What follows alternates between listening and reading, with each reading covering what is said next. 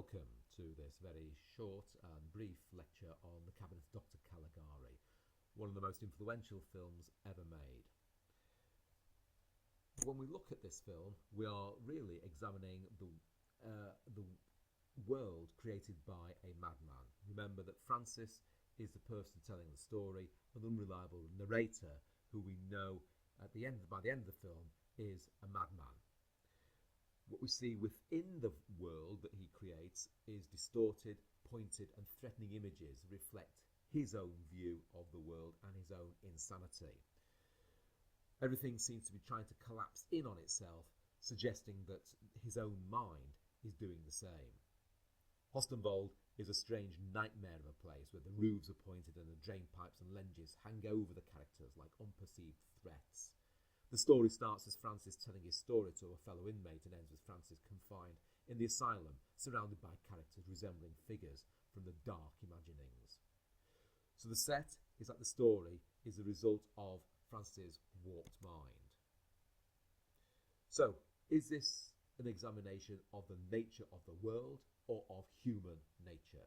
Siegfried Kracauer, the critic, worked within the German film industry in the 1920s and famously wrote his book after the Second World War, From Caligari to Hitler, and suggested the films from this period predicted the monstrous evil that was to come, i.e. Hitler and Nazism. Worryingly for the audience, Francis is unable to defeat the evil of Caligari, or even, I would suggest, the director of the Institute in the bookend at the end of the film, even though he knows the murderers are his fault.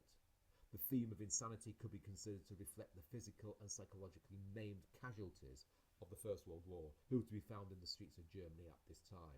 Remember, the film itself was made only 2 years after Germany's defeat in 1918, during what we call the years of crisis. The ideas of death and the bringing of death are key themes in this film. For example, in the mise-en-scène, the title Cabinet looks like a threatening and frightening image of a coffin. How do we read a film that in itself is mad? The main story has seemingly arisen from Francis' insane imagination, and that insanity is part and parcel of the film itself.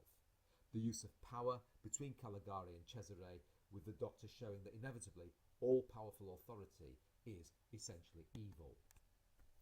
So what should be the nature of film? Should it try and reflect reality or suggest that there is an underlying reality within the style being used within the film? This was one of the earliest attempts to change mainstream cinema from straightforward recreation to reality. They purposely wanted the set, props and actors to move in an unreal and alien-like fashion. This was to change the physical reality of a particular place and instead give the impression of a psychological state or world which may be suggestive of the underlying nature of the world as a place of fear. This offers the film more than the recreation of life photographically. This is so different from previous conventional films, as by the end of the film we have been identifying ourselves with a madman. So what happened after the film was released? Well, Germany was at that time having difficulty distributing its own films due to the British and the French refusing to show the German films after the First World War. However, some French people found prints of the film and held screenings. Eventually, the demand for the film was so great that the French government had to lift the ban, and the Cabinet of Dr Caligari opened in France within 2 years, in 1922. This shows that filmmaking as a business at times can be driven by an audience demand. It may even be the reason that Erich Pommer, the chief executive of Decla Bioskop, the studio responsible for the film, accepted Caligari as a means of generating interest abroad. Here was a completely new film. He knew that he had something on his hands that potentially could make money, not just in Germany itself, but abroad.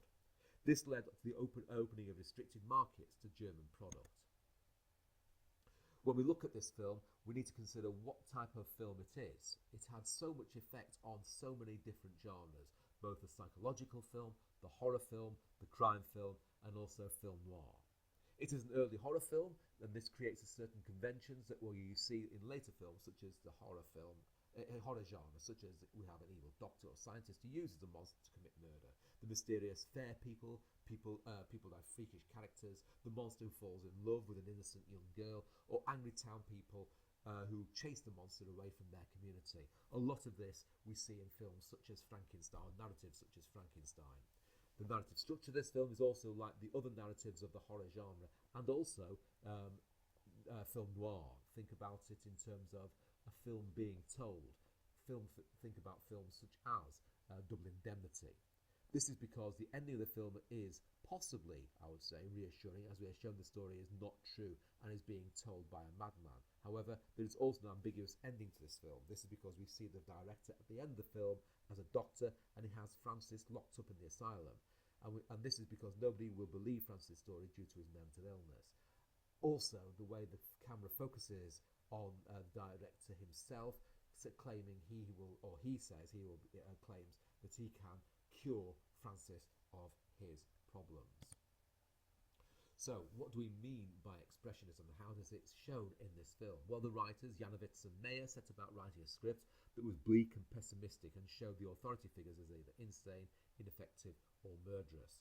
This was then expanded when the film was being made with the bookends, where we get to see Francis telling the story to one of the inmates, and at the end being put into the straitjacket and locked up. They also wanted the sets to look like they'd been painted onto canvas. Think carefully about the way the light is being painted, especially on the exterior shots of Hoston Ball, where we see the light being switched on at one point, and a light is being painted onto the surface of the floor. The designers Varm, Rohrig and Reimann created interior and exterior sets using twisted shapes and sharp angles in order to get across the distorted perspectives. The performances themselves were integrated into this overall approach. Think how Cesare, Conrad Veidt moved in a sleepy, drowsy movement, often hugging walls, or Caligari moved in short, sharp steps, sometimes almost crab-like or insect-like. Think again about the mise-en-scène, the jagged lines suggesting insanity, or the rounded lines suggesting sanity. Compare the rooms where Caligari is present, e.g. the fairground, to Jane's own room. The film itself is on YouTube and quite easily accessible, so do your comparisons.